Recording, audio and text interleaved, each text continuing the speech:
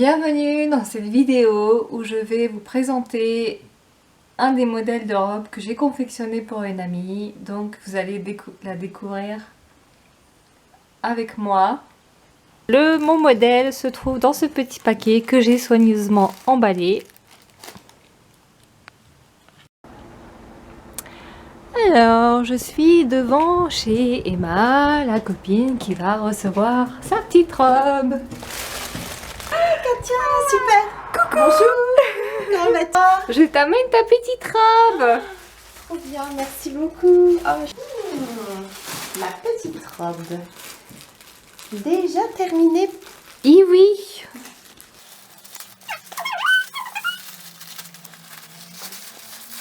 Waouh. Attention. 1, 2, 3.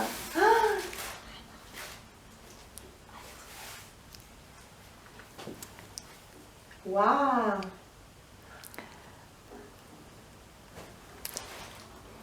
Ah, il y a les petits rubans là, exactement comme je voulais. Excellent. La petite doublure. Ah, super. Bon, bah, il n'y a plus qu'à essayer. Eh ben, il n'y a plus qu'à. C'est parti. Merci. C'est parti. Merci Katia. Ample dans le mouvement. Excellent. Très agréable à porter. Bon, bah, nickel. Bon, bah, maintenant, je vous retrouve pour les étapes de la confection. Salut. Donc, j'ai découpé chaque morceau de patron, donc chaque pièce, donc le dos et les parties du devant, qui sont chacune thermocollées. J'ai mis un petit entoilage sur le tissu, sur l'envers du tissu pour donner une meilleure tenue au tissu. Et donc maintenant, je vais passer au petit laçage que je vais coudre sur la bande principale du milieu. J'ai cousu tout le long les petites croix pour créer le laçage de mon devant. Donc j'ai fait ça des deux côtés. Et donc maintenant je vais venir l'assembler avec mes deux pièces pour créer le devant en entier, comme sur le patronage ci-dessous. J'ai réalisé l'assemblage des deux parties devant. Donc on a bien la coupure au milieu bien sûr parce que le modèle est fait pour être porté avec un boutonnage avant. Sinon il aurait été en entier comme ceci. Le repassage est fait. D'abord j'ai réalisé un repassage avec couture ouverte comme ceci pour mettre bien à plat, pour qu'ici ça soit bien repassé. Et ensuite j'ai couché la couture sur les côtés. Et donc je ne vais pas faire de surjet parce que le modèle est doublé. Je vais maintenant donc assembler chaque partie de devant sur le dos.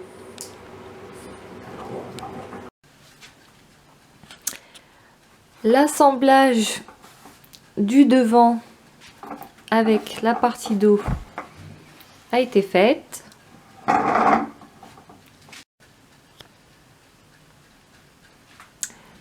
Donc toutes mes coutures sont faites. Les coutures d'assemblage épaule, couture d'assemblage côté, donc des deux parties. Donc on ne fait pas de surjet parce que comme j'ai déjà dit, je vais doubler le devant, donc il n'y a pas besoin de finition au surjet.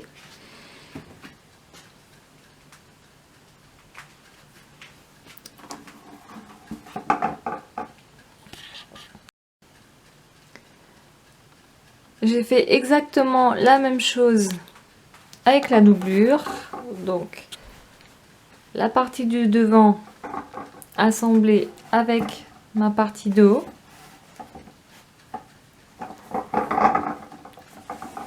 Avec des coutures ouvertes. Maintenant, je vais assembler ma doublure avec mon devant, endroit contre endroit.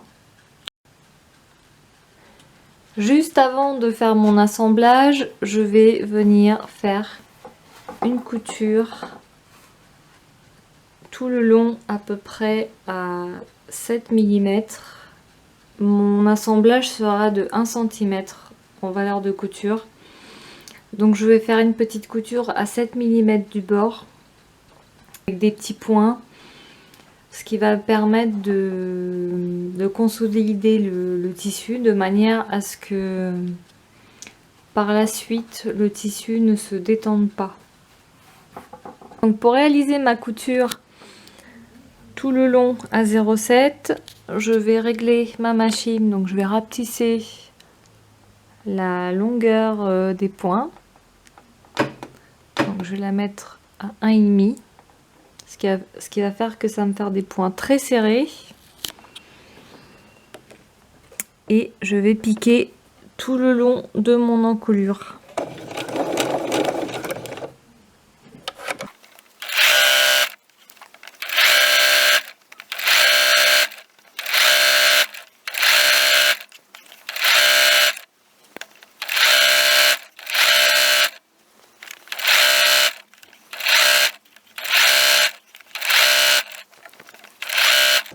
Bon, en vrai, là je suis en train de coudre à une main.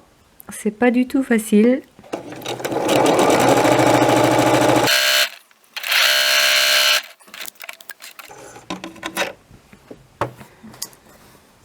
Voilà, donc on voit qu'il y a la couture pendant tout le long. Donc c'est comme ça tout le long de l'encolure. Comme ça par la suite, ça va éviter que le tissu se détende. Et maintenant, je vais coudre endroit contre endroit mon assemblage du devant et de la doublure. Petite astuce, quand vous cousez un assemblage et que vous avez un angle particulier comme ça à coudre, là, la valeur de couture ici est à 1 cm. Donc vous mesurez bien les 1 cm et vous mettez un coup de crayon pour faire la petite croix ici, comme ça vous avez votre point et vous aurez juste à coudre, à piquer, à planter votre aiguille ici et à tourner le tissu et à continuer à coudre tout droit.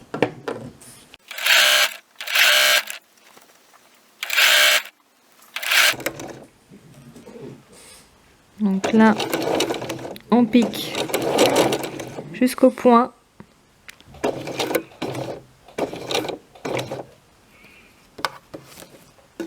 On n'hésite pas à replacer l'aiguille avec le volant.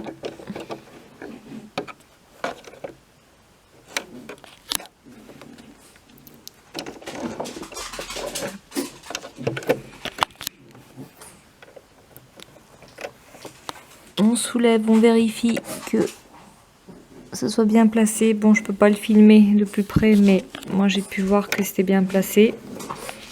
Donc on plante l'aiguille, on soulève le pied, on retourne, on rebaisse le pied et on continue à piquer.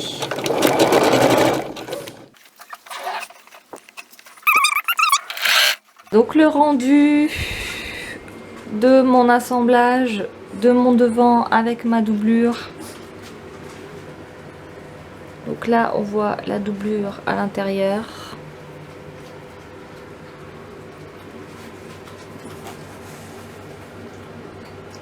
J'ai bien repassé pour faire des finitions impeccables parce que le repassage c'est primordial pour avoir de belles finitions bien propres.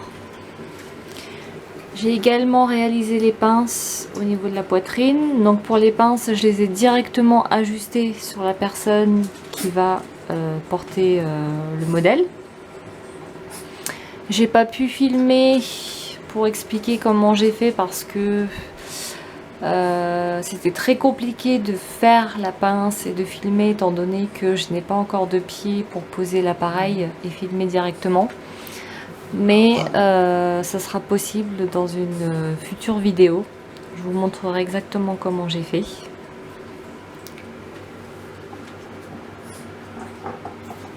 Et là, donc, j'ai cousu ma petite griffe à l'intérieur. Mon corsage est prêt, il reste à assembler les manches dessus, à réaliser les manches et à les assembler, ainsi que le bas pour faire la robe.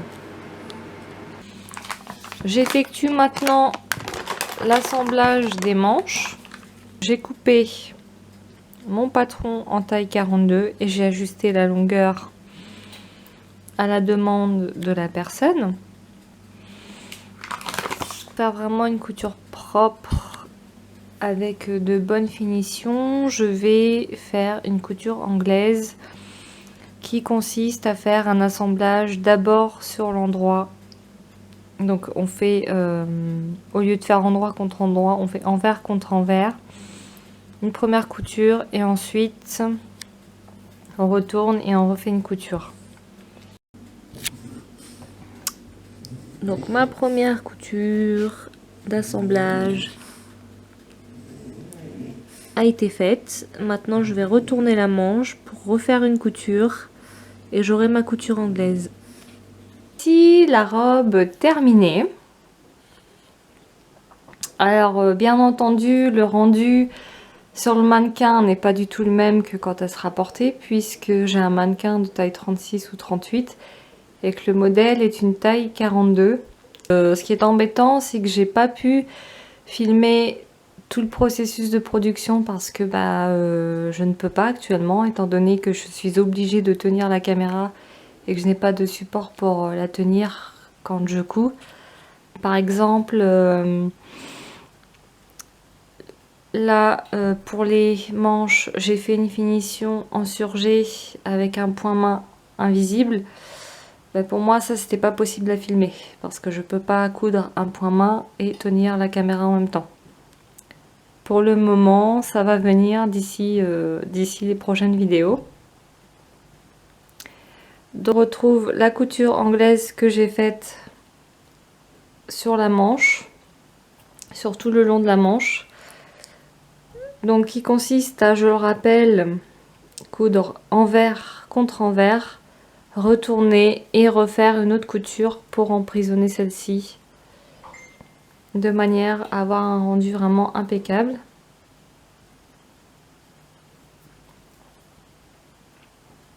J'ai cousu un zip finalement au lieu des boutons de pression parce que ça convenait plus à la demande de la personne qui va porter la robe. J'ai fait un point main donc à l'intérieur pour faire quelque chose de propre, pour faire un fini propre à l'intérieur du vêtement. Donc j'ai fait en sorte que absolument toutes les coutures que j'ai faites à l'intérieur dans la doublure soient invisibles. Que ce soit les coutures sur l'endroit du tissu ou sur la doublure. Pour que ça fasse vraiment un rendu beaucoup plus professionnel et beaucoup plus haut de gamme que le surfil finalement.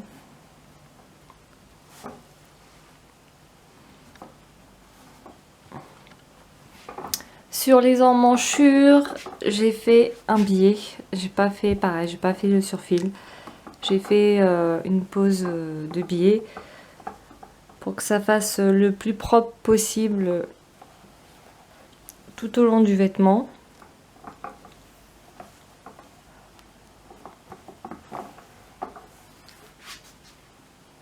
Tout comme en bas, la doublure par exemple, on peut voir que sur l'endroit il n'y a pas de couture de visible parce que j'ai fait un point de surfil avec un point invisible à la main.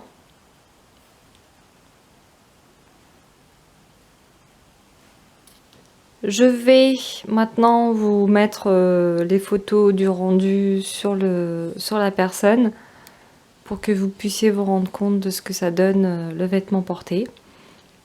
Et je vous dis à bientôt.